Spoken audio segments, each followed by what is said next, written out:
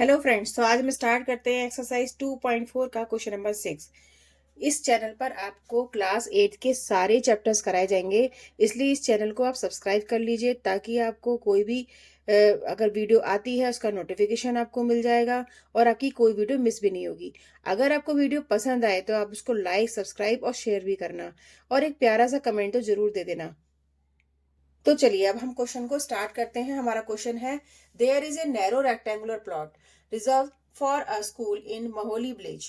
The length and the breadth of the plot are in the ratio 11:4 at the rate of 100 rupees per meter. It will cost the village panchayat rupees 75,000 to fence the plot. What are the dimension of the plot?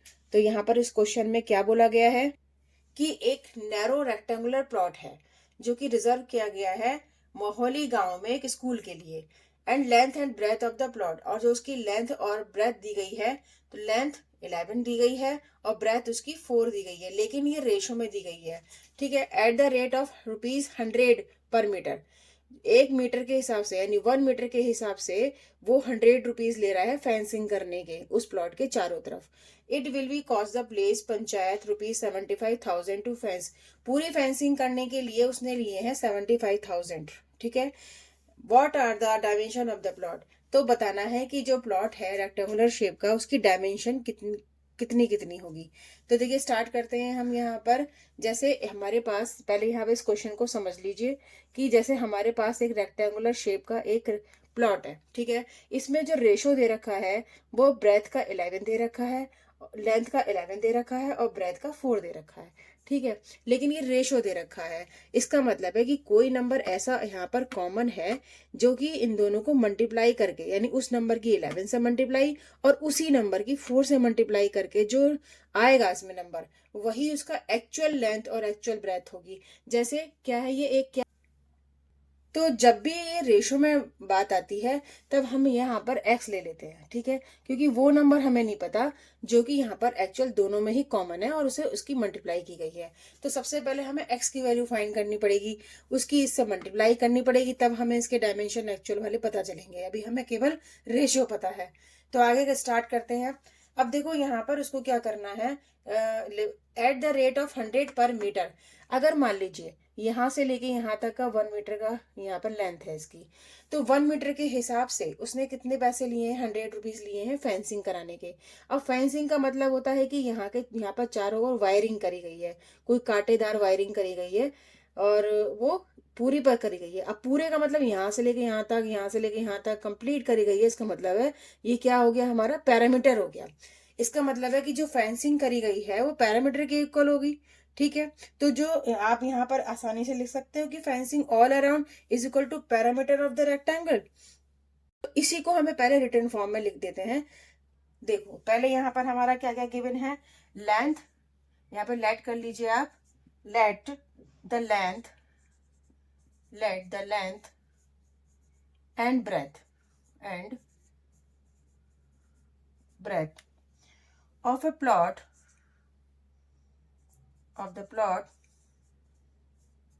be 11 metre and, यहां से इसको हटा दें,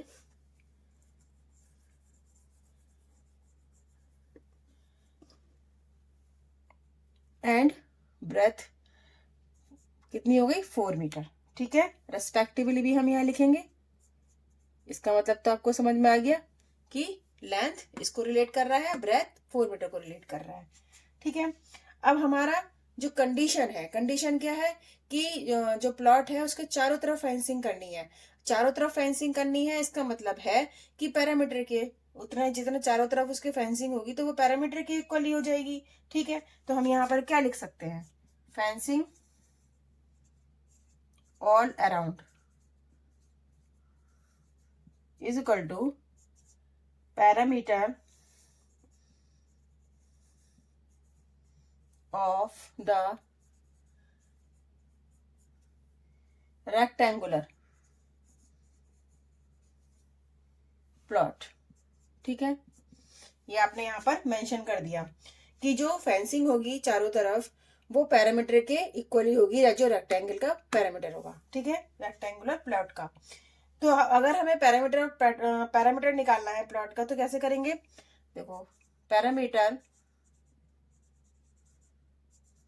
of the plot कितना हो जाएगा? अब जो प्लॉट के रुपीज लिए गए हैं 1 मीटर के हिसाब से 100 रुपीज लिए गए हैं, और ये भी पता है कि उसने टोटल कितने रुपीज लिए हैं? 75,000।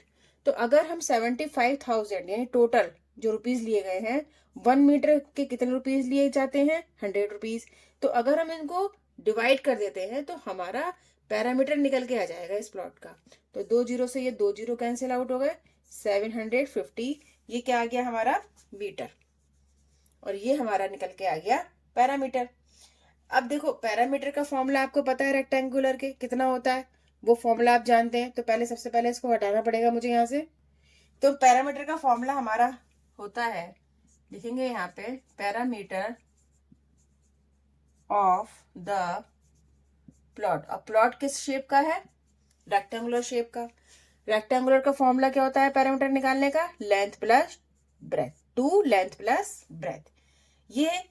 ये हमारे पैरामीटर का फॉर्मूला निकल के आ गया। और जो पैरामीटर हमने वो निकाला था वो कितना था? निकल के आया था 750। ठीक है, दोनों इक्वली तो हो गए। अब यहां से आप क्या रखो, इनकी वैल्यूज रख लीजिए। तो लेंथ हमारी कितनी गिवन है? 11x है। और ब्रेथ हमारी कितनी गिवन थी यहाँ पर? 4x is equal to 750। Okay, 11 और 4 ऐड होके कितना हो जाएगा? 15x is equal to 750। ठीक है, अब यहाँ पर आपको 15 की जब आप 2 से मल्टीप्लाई करोगे तो ये हो गया हमारा 30x is equal to 750। x निकालेंगे 750 अपॉन 30। 0 से 0 कैंसिल आउट हो गया, 3 से इसे काटेंगे, 3 2 जार 6, 3 5 जार 15। तो यहाँ पर हमें क्या पता चला? x की वैल्यू पता चल गई 25। ये x की वैल्यू, अभी हमें केवल x की वैल्यू फाइंड करी है अभी हमें ये नहीं पता चला है कि एक्चुअल में लेंथ कितनी है और ब्रेथ कितनी है उस प्लॉट की। तो यही वो कॉमन नंबर है निकल के आया है, जो कि दोनों से मल्टीप्लाई करके तब हमें पता चलेगा कि एक्चुअल में उसकी प्लॉट की लेंथ और ब्रेथ कितनी है।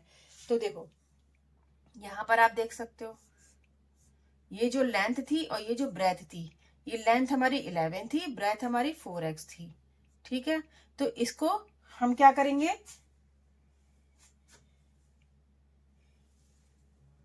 4 इंटू एक्स हमारा निकल के आया 25। तो ब्रेथ हमारी कितने निकल के आ गई?